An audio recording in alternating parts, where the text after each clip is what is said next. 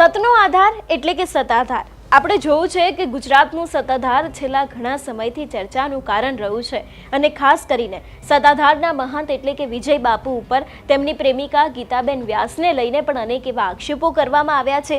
એટલું જ નહીં, તેમના ઉપર જમીન કૌભાંડને લઈને પણ અનેક એવા આક્ષેપો કરવામાં આવ્યા હતા અને આ જ વાતને લઈને આપણે અનેક એવા ખુલાસા પણ જોયા છે।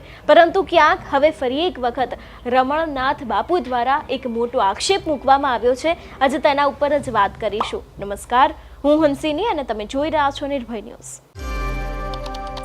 ગુજરાતમાં સત્તાધાર એટલે કે જ્યાં તમને રોટલો અને ઓટલો બંને મળી રહે એવું માનવામાં આવે છે અને સત્તાધાર છેલ્લા ઘણા સમયથી ચર્ચાનું કારણ રહ્યું છે, કારણ કે ત્યાંના જ મહંત વિજય બાપુ છે, તેમના પ્રેમ પ્રકરણ બહાર આવ્યું હતું। એવું પણ ક્યાંક કહેવામાં આવ્યું હતું કે તેમની પ્રેમિકા છે ગીતાબેન વ્યાસ, એ બંગલો કોનો છે, જગ્યા કોની છે, પૈસા ક્યાંથી આવે છે, એ દરેક વાતને લઈને ક્યાંક ને ક્યાંક વિજય બાપુ પર અનેક એવા આક્ષેપો કરવામાં આવ્યા હતા। આપણે સોશિયલ મીડિયામાં પણ જોતા આવ્યા હતા કે અનેક એવા પોસ્ટર વાયરલ થયા હતા કે જેમાં કહેવામાં આવ્યું હતું કે ચાલો સત્તાધાર વિજય બાપુ પાસેથી જવાબ મેળવવાનો છે। પરંતુ ક્યાંક હવે આ જ વાતને લઈને વિવાદ છે તે ફરી એક વખત વકર્યો હોય એવું લાગી રહ્યું છે। છેલ્લા ઘણા સમયથી આ વિવાદ તો સામે આવ્યો હતો, તેમના ઉપર અનેક એવા આક્ષેપો પણ કરવામાં આવ્યા હતા, પરંતુ વચ્ચે આ વિવાદનો અંત આવ્યો હતો ને ક્યાંક એવું પણ લાગતું હતું કે આ વિવાદનું હવે કંઈ આગળ વધવાનું નથી।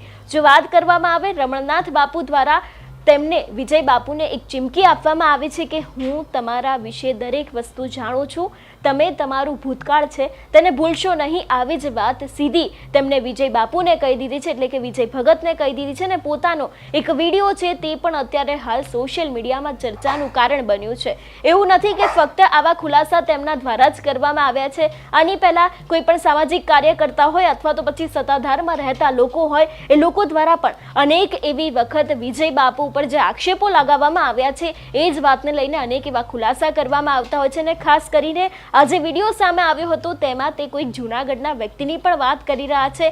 એટલે હવે ફરી એક વખત શંકાનો દાયરો છે તે સીધો જ વિજય બાપુ ઉપર જઈ રહ્યો છે કે વિજય બાપુનું એવું તો કેવું સત્ય સામે આવી શકે છે। અને ખાસ કરીને જો વિજય બાપુનો કોઈ પ્રેમ સંબંધ ન હોય, ગીતાબેન સાથે તેમનો કોઈ પ્રેમ સંબંધ ન હોય, તો અત્યાર સુધી કેમ તેમના દ્વારા આ જ વાતને લઈને કોઈ ખુલાસો કરવામાં આવ્યો નથી।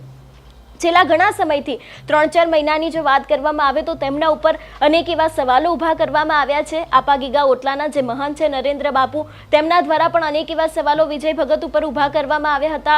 તે લોકોના સ્ટિંગ ઓપરેશન સામે આવ્યા હતા કે સત્તાધારમાં શું ચાલી રહ્યું છે અને જે રીતે વિજય બાપુનો ગાળો ભાંડતો અનેક એવા વિડીયો છે તેવા પણ સામે આવ્યા હતા। પરંતુ સવાલ એક એ જ થાય છે કે જો વિજય બાપુ સાચા હોય, તેમના ઉપર આવા કોઈ જ પ્રેમ પ્રકરણ કે પછી પૈસાના હોય કે જમીનના કોઈ કૌભાંડના આક્ષેપો ન લાગ્યા હોય, તો શા માટે થઈને વિજય બાપુ દ્વારા હજી સુધી કોઈ જ જવાબ આપવામાં આવ્યો નથી। સત્તાધારનો વિવાદ જ્યારથી સામે આવ્યો હતો ત્યારથી પહેલા જમીન કૌભાંડને લઈને શરૂ કરવામાં આવ્યું હતું। એ બાદ એવું પણ ક્યાંક કહેવામાં આવ્યું હતું કે 4 લોકોની ટોળકી છે, એને લઈને પણ અનેક એવા ખુલાસા થયા હતા અને પછી આ વિવાદમાં સીધી જ એન્ટ્રી થઈ હતી ગીતાબેન વ્યાસની। જો કે એ વાતને લઈને પણ અનેક એવા ખુલાસા સામે આવ્યા હતા, જે પ્રમાણે આપણે નરેન્દ્ર બાપુ દ્વારા સ્ટિંગ ઓપરેશન કરવામાં આવ્યું હતું એનો પણ વિડીયો જોયો હતો। પરંતુ હવે ફરી એક વખત રમણનાથ બાપુ છે તેમના જ દ્વારા વિજય ભગતને ચીમકી આપવામાં આવી છે અને સીધો જ એક વિડીયો છે તેમના દ્વારા સોશિયલ મીડિયામાં વાયરલ કરી દેવામાં આવ્યો છે। એટલે ખાસ કરીને છેલ્લા ઘણા સમયથી જે વિવાદ છે